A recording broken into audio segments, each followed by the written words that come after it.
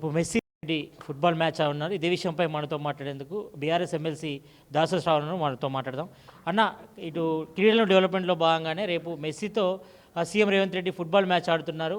గత ప్రభుత్వం అంతా కూడా క్రీడలను నిర్లక్ష్యం చేసిందంటూ కూడా ఒక ఆరోపణ వస్తున్నాయి. ఈ మ్యాచ్పై మీరు ఏమంటారు? రేపటి మ్యాచ్ మీరు ఒక ముచ్చట చెప్పరే, గత ప్రభుత్వం ఒకవేళ నిజంగానే క్రీడలను నిర్లక్ష్యం చేసింది అనుకుందాం, 15 నిమిషాల మ్యాచ్కి 100 కోట్లు ఖర్చు పెడితే గత ప్రభుత్వం చేసిన నిర్లక్ష్యం సెట్ అవుతుందా? అవుతుందా చెప్పురి, అవుతుందా? ఆ మాటలోనే డొల్లతనం ఉంది. ఒకవేళ గత ప్రభుత్వం ఏదైనా గ్రౌండ్ బాగా చేయకపోతే గ్రౌండ్ బాగా చేసేందుకు డబ్బు ఖర్చు పెట్టిండు అంటే రేవంత్ రెడ్డి అబ్బా గత ప్రభుత్వం గ్రౌండ్ మంచి చేయలేదు కాబట్టి ఈయన మంచి చేస్తున్నాడు.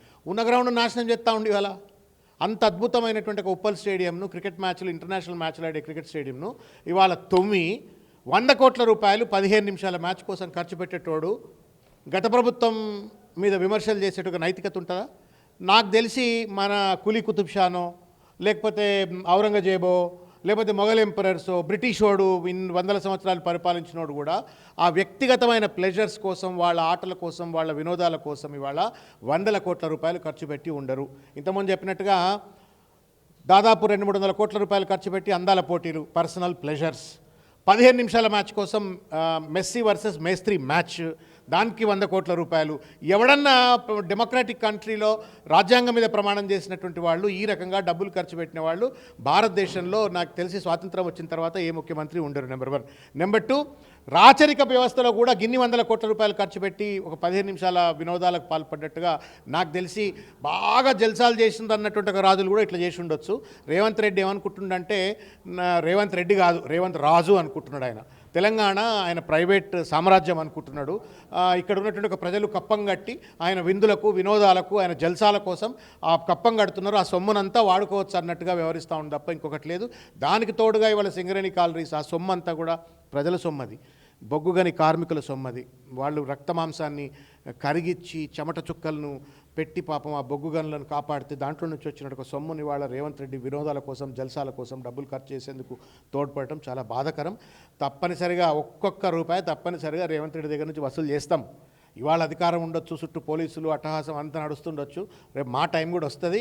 ఒక్కొక్క రూపాయి తప్పనిసరిగా ఇవాళ ఎట్లయితే ఇవాళ దోపిడీకి పాల్పడుతుండో, అధికార దుర్వినియోగానికి పాల్పడుతున్నాడో, కేటీఆర్ గారు formula race, tripartite agreement, legitimate sovereign government ఒక ట్రైపార్టైట్ అగ్రిమెంట్ చేసుకొని ఆ అగ్రిమెంట్లో భాగంగా అగ్రిమెంట్ హోల్డర్కు, వేరే అగ్రిమెంట్ హోల్డర్కు డబ్బులు పంపితే నేరం అంటాడు.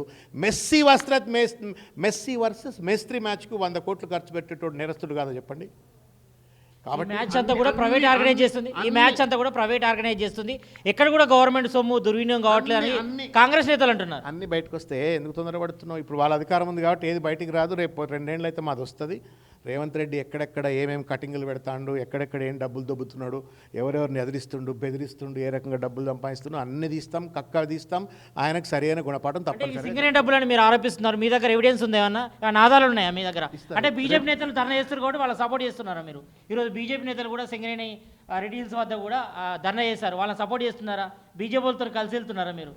రామాయణం అంతని రాముని సీత ఏమైంది అనకే. ఏం చెప్పిండు మావాడు, మా రాకేష్ గారు చైర్మన్ ఏం చెప్పిండ్రు? బీజేపీ వాళ్ళు కాంగ్రెస్ వాళ్ళు కలిసి ఆట ఆడుతున్నారు. 51% of share holder is the state government, 49% of the share holder is the central government. మరి బండి సంజయ్ తెలియకుండానే డబ్బులు రిలీజ్ అయినాయా? బండి సంజయ్ మళ్ళీ ఆయన నియోజకవర్గమే అది, ఆయన తెలియకుండా రిలీజ్ అయినాయా?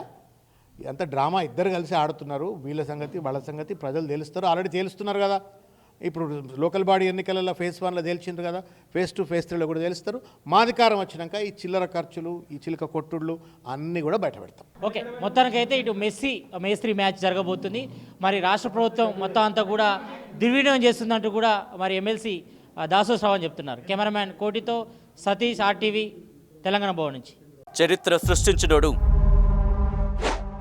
ఇప్పుడు ఆ చరిత్రని తిరగరాయబోతున్నాడు. అబద్ధాల గోడల్ని బద్దలు కొట్టి నిజాలను రాగా మీ ముందుంచబోతున్నాడు. నిజమైన వార్తల కోసం వెంటనే డౌన్లోడ్ చేసుకోండి రా యాప్ని.